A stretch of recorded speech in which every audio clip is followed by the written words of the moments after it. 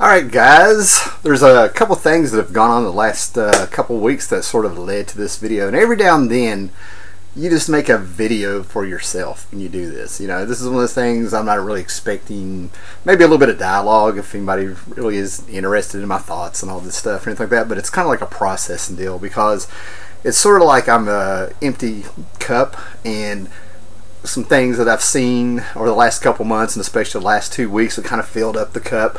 I'm going to put a hole in the bottom of it when I'm doing this video so it'll like leak out and I can get the cup empty and get it off my mind.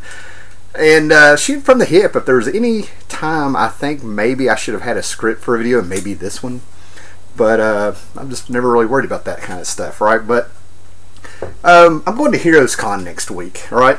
And there's tons of great creators that's going to be there. This is the 35th anniversary of Heroes Con in Charlotte, North Carolina, and they have some people there that I was fans of growing up, and I feel like this may be the only time to see them. So I'm really kind of going through my comic book collection, going to find some things from them to sign, and I've actually have a few questions for these, you know, for some of these creators that's going to be there. So, like, one of the guys going to be there is Jim Shooter, and you know, I'm a guy who I've never worked for Jim Shooter, thus I don't really have an opinion of him. He's got some people have a pretty harsh reputation, you know, harsh opinion of him with his reputation and stuff that worked for him and everything like that. But I've always loved his writing, and a few other people, and I ended up digging through these comic books.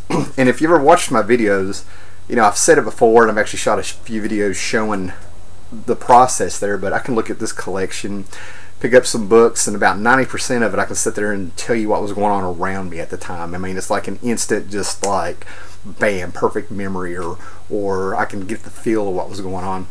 And that's one of the reasons I always say that history kind of repeats itself. You know, we're creatures of habit and stuff, right? And I feel like right now we're in you know, a cultural shift. You know, they always hit, and by going through these comics and stuff, I've remembered a whole lot in my life that you know, I remember when some cultural shifts hit and stuff, right? And it also, I went to an Iron Maiden concert, and there were 16,000 people, and I'll touch on what that did for me when I realized something that made me go ahead and shoot this video. Okay, I'll call back to that, right? But growing up, there's always like cultural shifts, man. You know, when you're in high school and, you know, up to about your early 20s and stuff, maybe you don't realize it, but you get with your friends and you're young and you guys get in jokes and have these same interests, and so many things feel like so life and death, and you actually end up building a little culture and stuff of what's going on. We all know what's going on. And then maybe the decade changes, or the music changes, or something happens, something historical happens, like, you know, 9/11 or something like that. There are things that just kind of makes the world change, and there's a natural progression, because as we get older and the younger people come up, the younger people, again, they'll do the same thing. They end up getting with their friends. They end up having like this little world and stuff, right? And they make their own little culture and things like that. And one of the best things that makes it easy to talk about and kind of reflect on it is if you're into pop culture. That can be reflected in the music and the comics and stuff. And then you get into these great debates of like, is it art imitating life or life imitating art? What's influencing what, and things like that. And then you just have like these great stories and stuff that touch you, or you have songs that make the soundtrack of your life, or you get into that band and that band makes you want to pick up a guitar and have your own band and start getting your songs out there. And you know, it just goes on and on. It's just been a cycle. It was going on, you know, before, and it's going to go on in the future and stuff.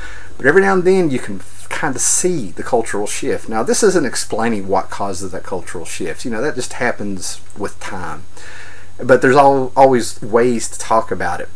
There's little things in pop culture that kind of gives you that clue that it's happening and stuff, right? And one of the first things is that, you know, we're talking about is that this is comics, you know. And if you look at the cultural shift that is going on, cultural shifts happen gradually. And then something will happen to where people who weren't on board with the flow of what was going on with the cultural shift will see something, and they're like, oh shit, things have changed. So they'll just be around people, and they'll just sort of realize that they're sort of dated now, you know. And I can give examples of what's going on with that. But one of the two major things that's going on, just like we'll start, you know, with the YouTube and things like that, is you know, you got the shitlord channels and the SJW channels. Those are also kind of reflected in comics to a certain extent with what's going on with Marvel Comics. The shitlord channels and the YouTube channels had a big influence on YouTube. There's no doubt in my mind that once I found that community and I shot my video of SJWs killing Marvel Comics last year, it really kind of woke me up to it, and I just ended up interacting with people that I'd never interacted with before. It actually was one of the many things that made me kind of back up off of social media, because like I was sort of like, now wait a minute, it made me feel like I was at a crossroads with where to go. And in my mind the whole time I was like, all this stuff is going to pass, okay?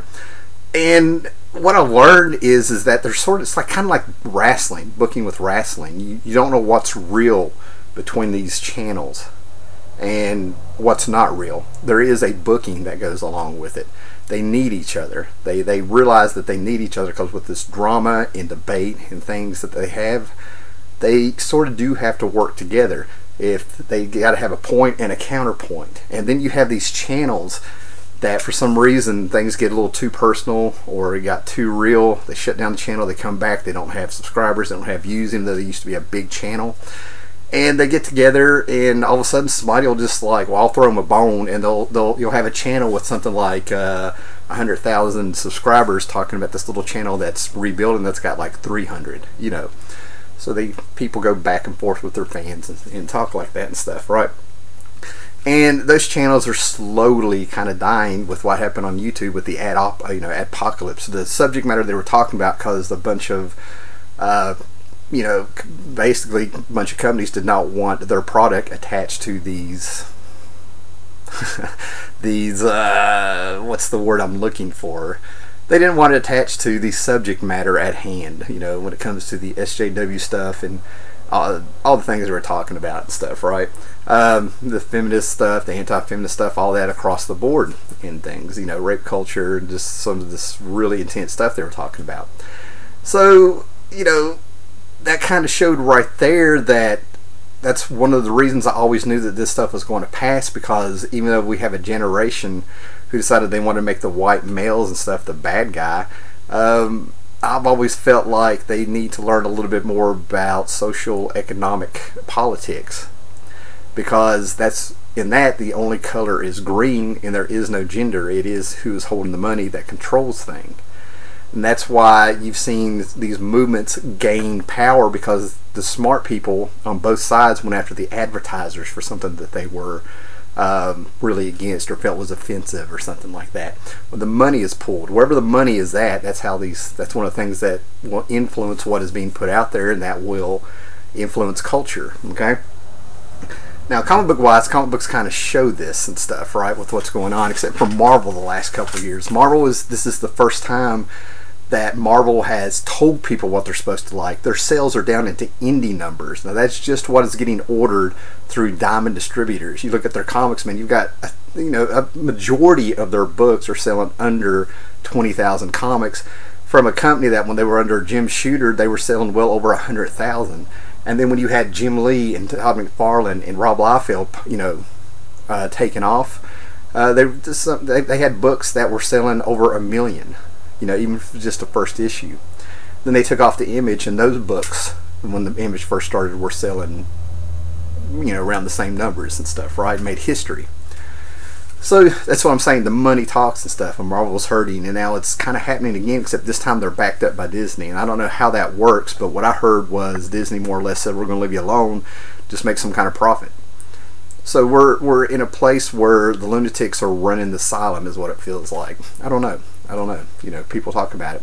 And with our cultural shift, touching back on the shitlords and edgelords, what do you want to call them, and the anti-SJWs and stuff like that, there are a ton of channels popping up. Ton might be a little strong on my part and stuff like that. But Marvel has become low-hanging fruit for YouTube views, basically. And some of these channels do a really good job of, saying why a book sucks, how it's insulting, how it's lecturing and stuff, and actually get into the dynamics of the book about how the storytelling is lost and the art is bad and what are they doing and things like that, and how these creators are acting on Twitter that work for Marvel. Instead of Twitter, to me, seems like it could have been a fantastic tool to grow your audience. In music back in the 70s and stuff, right? Kiss Kiss, one of the biggest bands in the world that's survived, you know, over 40 years now. Their first couple albums didn't do well, but they toured constantly, and record companies realized that there's a patience. You have to grow a band. It's you know, there's some tolerance there. You know what I mean? You got to have a little bit of faith, and you grow a band, and you build up your fan base, and all of a sudden they became the biggest band in the world when they finally got that one hit and stuff like that. And Marvel doesn't seem to get that. And instead of these creators using Twitter, if they're going to be out there, you know, to kind of grow an audience and at least be decent to people, you know, instead of being argumentative and lecturing and acting like they own Twitter and like it's, you know, referring to it as their back door and attacking people and stuff like that, that has got to be having an effect on people not wanting to buy the books. So that's how far we've come, because when a cultural shift happens, another thing that influences a shift to happen is people just get tired. And I've had this thing I've said forever. I pulled it out of a documentary or something, but like the 60s was the party and the 70s was the hangover, and that showed in music and stuff.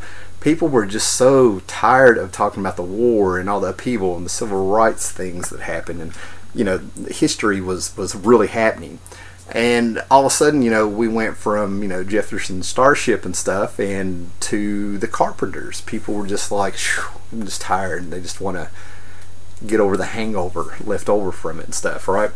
Because people grow up and they want to live their lives and they get responsibilities and they start conforming a little bit, and they're just sort of like, I had my wild days, now just let me get over this and stuff, right? And that's kind of, I think, what is sort of happening. You know, now I referred to going to an Iron Maiden concert. It had 16,000 people there. I went this last Friday and saw Iron Maiden. Great show and stuff. And Bruce Dickinson got up there and he sort of gave a little talk there in the middle of it. Now there's cheap pops that you can give, like, how's everybody doing out there, and you insert the town or the city that you're in and everybody will go crazy. But this was really different for a feel, because I've gone to a lot of concerts and I feel like the hangover is starting, because Bruce Dickinson got up there and he was talking about trying to give you a meaning. The whole theme of the concert was like a Mayan temple, you know, and he was talking about why did the Mayans disappear, and he said he knew, and he gave this real vague speech. He was like 3-minute egg, 4-minute egg, end of the world egg, and you know, he was being really vague and stuff. But then he said that the way that the world is now, just for tonight with 16,000 people here, let's not worry about if we're, I don't remember what all he said. He said something like, let's not all worry about, you know, when you go to an Iron Maiden concert, Iron Maiden has a very unique and dedicated fan base, because when you go to a concert, you're just not going to have people from a couple states, you know, at least here in America, going to see them. You have people that fly in from around the world and follow them. In the short time that I looked around, I saw people from England, I saw people from Japan, and this is in Charlotte, North Carolina, and I saw license plates from some states that I could not believe they drove that far and stuff, right?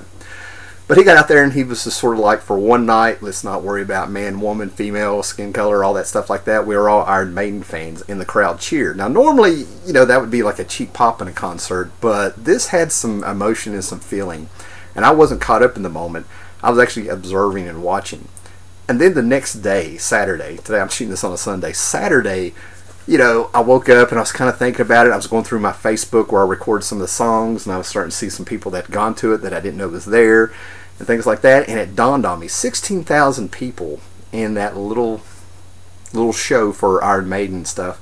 And I'm looking around and I'm like, this is about as many people who are probably buying some comics from Marvel. You know, if you go nationwide here and stuff like that, this little group of people, because 16,000, when you consider how many people are in America, is nothing, and it really put it into perspective. And then I started realizing, you know, the video that I did last year that's got something like 35,000 views or something like that, and some of these other channels that I started like really proactively looking at and looking forward to stuff like that yesterday, I started looking at some of their numbers, and there are 3 and 4 times more people watching videos, you know, talking about how Marvel comics suck and with what they're doing, than are actually buying the books. So the audience is there, and they're missing the whole opportunity to go back to like rock and roll did in the 70s and start growing these bands and stuff and building a fan base back, you know. just blows my mind. It's just, there's no marketing at all being thought about here. You know, it's just unreal. Well, it's being thought about, but they're just so out in left field. I don't know if you call it marketing. Then I started getting a little personal with this and stuff, right? And I remember seeing some things that I kind of see repeating, because what happens is whenever there's a culture has built up with its beliefs and goals and things like that, it never fails, man. It goes for so long that all of a sudden it turns into nothing but tropes and a dogma. You know, you start hearing the same thing over and over and over. And people start, they go from being creative and bringing up new ideas and being an interesting debate to where it goes as far as it can go. And you start hearing the same thing over and over and over. And then people sort of get numb to it, or they start seeing it as bullshit. And that's kind of what was going on. When Kathy Griffin put up her picture or video or whatever it was, where she was holding the bloody head of Donald Trump, it really blew my mind, because it took me back to the 50s with EC Comics, with the famous, you know, they had a bunch of Congress went after comic books, and we got the Comic Code Authority, and it pretty much shut EC Comics down. But one of the covers that they put up was the severed head of a woman and a man holding an axe and things like that, and I was like, whoa, and here we go again. A cultural shift in comic books. The Red Scare was going on back in the 50s. Ultra conservatives, its reputation. And what was the first clue that there was going to be a cultural shift in the 50s? A lot of people want to say it was Elvis. Well, it wasn't Elvis. It was Bill Haley in the comics coming out with Rock Around the Clock Tonight. The people that were in the know heard this, grabbed onto it, and it kind of rose to where when Elvis came there, you know, that's when it hit. There were people in the know before, but when it came to Elvis, it's when this thing reached the climax and it hit. And I feel like that's what's going on now. It's starting out real small with like little things like YouTube and Marvel being low-hanging fruit, Kathy Griffin getting up there showing that people don't care, and I feel like we're close to a climax. I don't have a crystal ball, and if I did, it's not so crystal clear. I love the Beastie Boys. And the Wonder Woman movie, I went and saw it. And the Wonder Woman movie is a much more important movie culturally than what I've seen people talking about. I've seen a few people grasping at straws, trying to say that it wasn't enough of this, it wasn't enough of that, and they're trying to voice their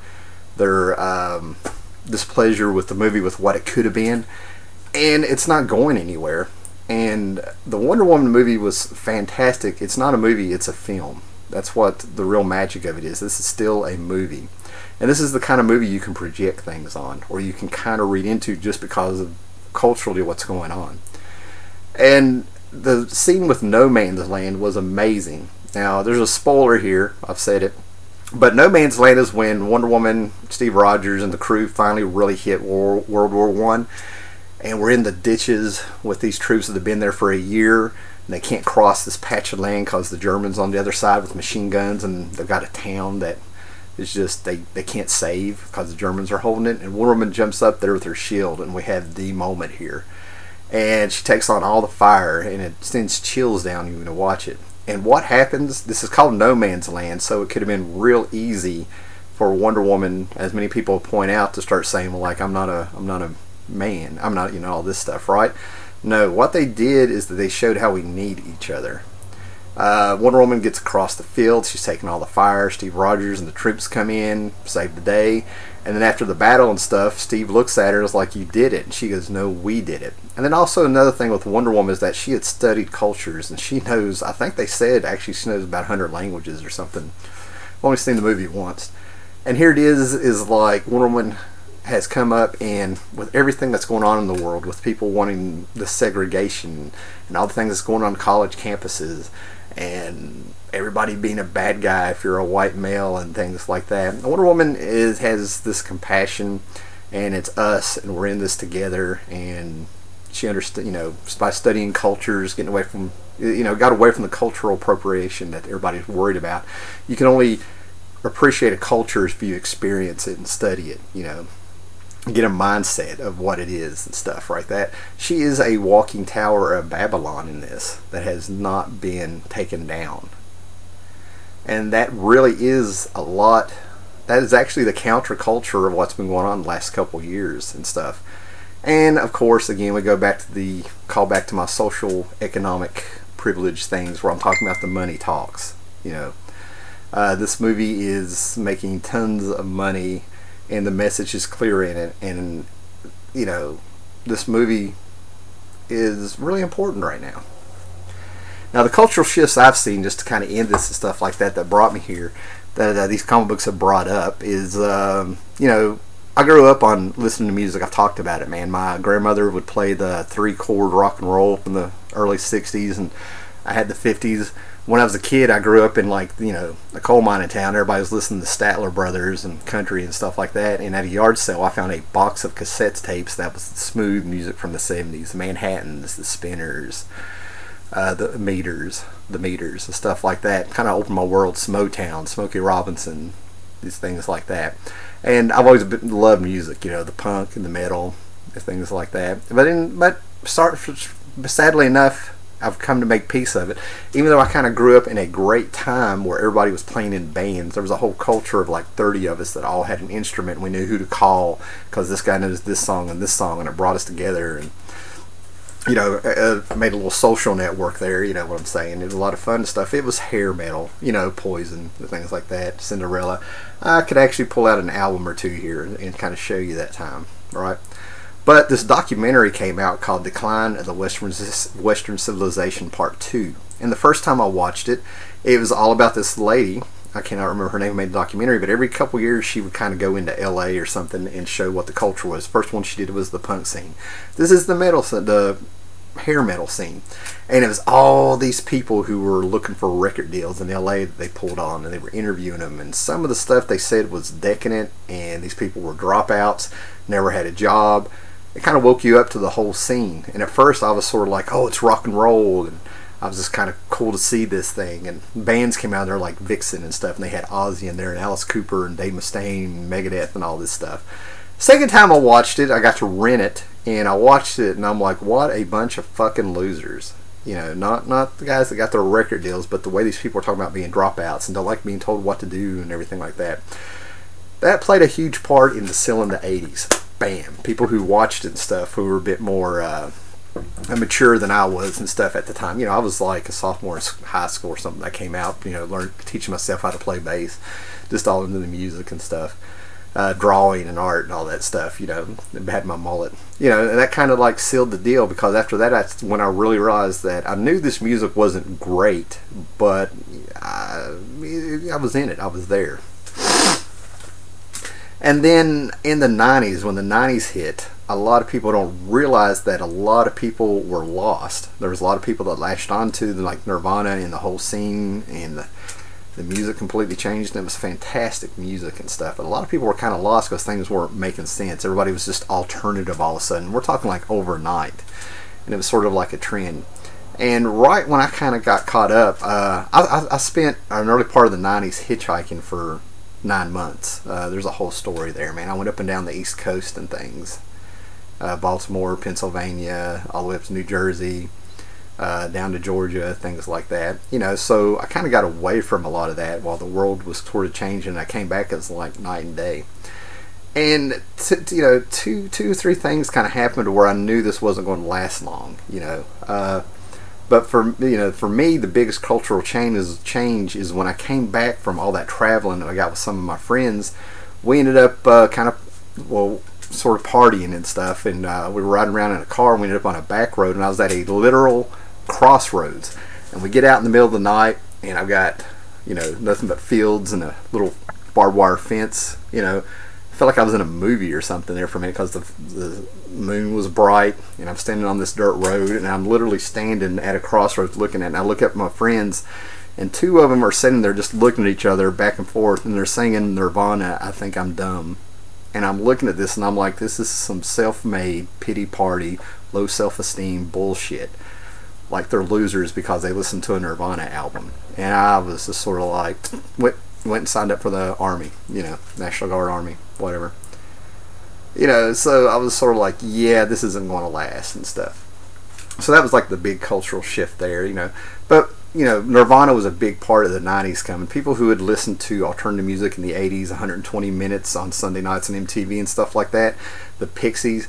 To me, the Pixies was when I knew the shift was coming with Doolittle. You know, I mean, there's little things like music that'll let you know. I thought Faith No More was going to be the big band, so it wasn't like I was right on it, but I was in the ballpark, you know.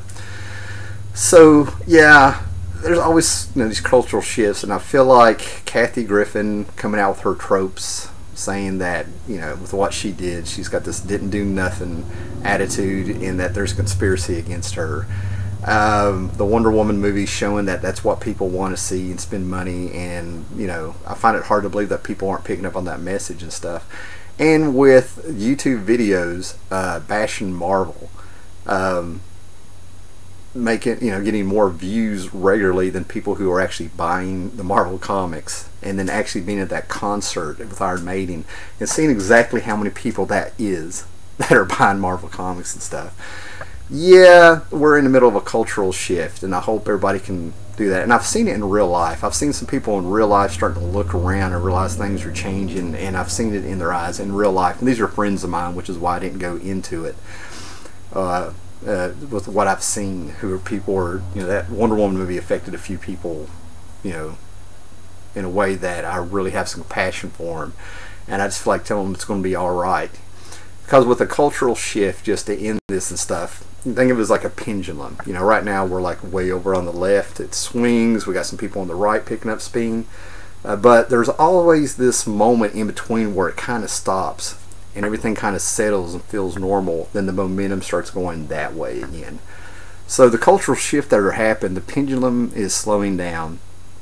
We're going to have a moment there to breathe where everything kind of settles, and it's going to be interesting to see what's in the future when the pendulum starts going again. So anyway, just my thoughts, and I'm sure I'm going to have like about 20 things I said after this, you know, after I upload this and things like that. But yeah, get ready, because it's coming and it can't be stopped. And I really hope a lot of people don't end up what I was seeing when I was little, of the burnouts and the people who just couldn't let go of the 60s at the time. You can hold on to your ideals, they shaped who you are and stuff, but realize time goes forward. My biggest regret is I kept the mullet too long.